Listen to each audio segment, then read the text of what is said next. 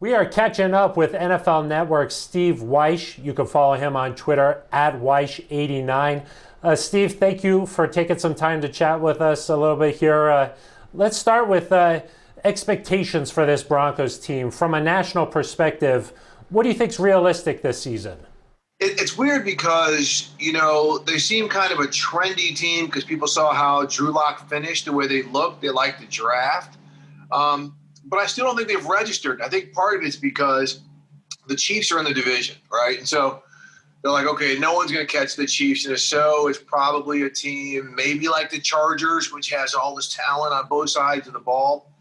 But we like Denver, so it's a weird mix. But I do think a plus 500 record is a legitimate expectation. Now, I do think coming in, there's probably a lot, because of the way Drew Lock played last year, a lot of expectation on this passing game being significantly improved. Let's not make a mistake about it. This is going to be a run-based offense with a play-action pass game-based offense. So if the offensive line can run block and they get Melvin Gordon, Philip Lindsay going, that's really going to dictate how this offense flows. And there's still going to be some question marks about the defense, but I think Vic Fangio with his pedigree, we know the edge rush, and we know some players in the secondary. Those are the positions that really flourish under Vic Fangio teams, right? Safeties and edge rushers. I think they will be coached into being a very, very solid defense as the personnel kind of develops. So that's why I'm saying a plus 500 record should get in. It's just the rest of this division could be really good too. The Chargers, they're loaded everywhere. Questions at quarterback with Ty Taylor. Some questions about their offensive line. And then the Raiders. Offense should be fantastic. Defense, we have no idea. You also have to factor in a relocation, which I don't think enough people are talking about. That's a hard hurdle to get through. So I think Denver could be in the mix, man. We've got that additional playoff berth. We'll see, but I think the key offensively is them establishing the run first. It seems like a wide open race for number 2 in the AFC West. You mentioned Drew Lock there. What do you think? There's so much hype here in Denver about him. What would be a good season for him in year number 2? Wow. I'm not a big one on the yardage total because, right, Jameis Winston threw for 5,000 yards, but he also threw 30 picks.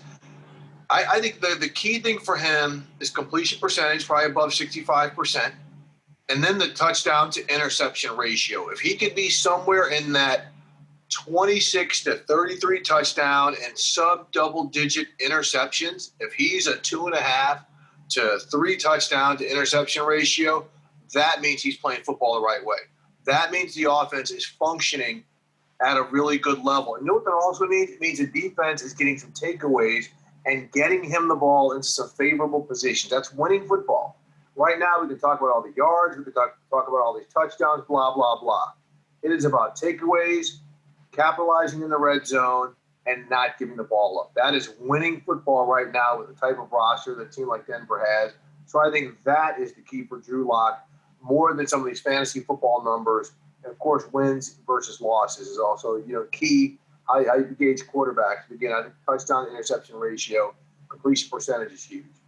The Broncos went out and got him a lot of offensive weapons. You mentioned Melvin Gordon a little bit earlier there. What do you think of this 1-2 punch the Broncos have with him and Philip Lindsay? Love it. Love it. Because, Gordon can get you the power yards, right? He can get you the dive, the straight stuff, but he can also hit the stretch zone stuff, and that's kind of what they're going to run. And then Philip Lindsay, is there a player in the NFL with a bigger chip on his shoulder? Right, so he goes undrafted. He comes in.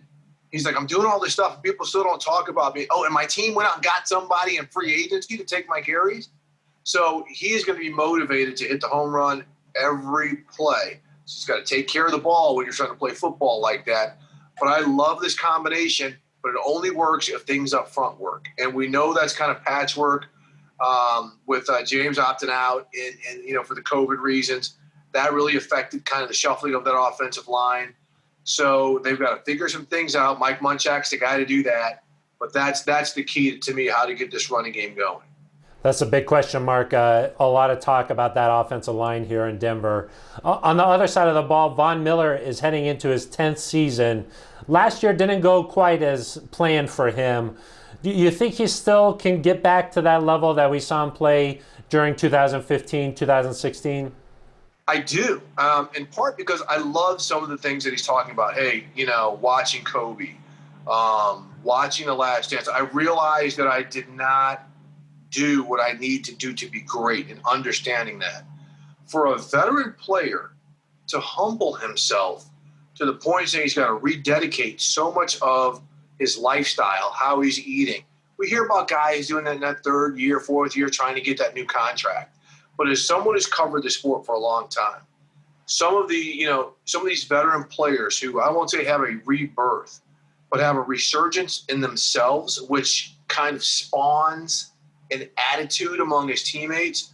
That's what Von Miller has done. I mean, I used to cover the NBA, and I remember Alonzo Mourning did this, right? He was always this really surly guy who worked hard, but never looked at himself. He always looked at other people for motivation. Then once he had that kind of introspection, like, hey, maybe it's me. Maybe I need to be better. Man, everything about him changed. And I think that's where Von is. And I think, that, again, that's going to be infectious for this defense. It could be terrible for all the right tackles, in the NFL, and especially in that division, because he's facing some good offensive lines. Maybe division-wise, the best set of offensive lines he's faced since he's been in the NFL. He's wrecked a couple of practices so far during training camp, so you could see that focus from him. Steve, last one for you here. I know that you've hosted a couple of those social justice roundtables for NFL Network, and talking about Von, he wrote an op-ed for Time. We've seen the Broncos take part in a rally here in Denver. But now that they're heading into a regular season, how do you think the Broncos and other teams around the NFL can keep this movement going? Yeah, that's a great question because, during the summer, because of the pandemic, we were all locked in on what was happening socially. George Floyd, Breonna Taylor, and Ahmaud Arbery. But now these guys are playing football, right? This is something they've been wanting to get on the field for so long. The public's attention now is going to football, or it's going to the elections, whether they be local or general. So now all of a sudden there's these different distractions. So I think the football players as a team, and this is what's going to be interesting with the leadership for different teams.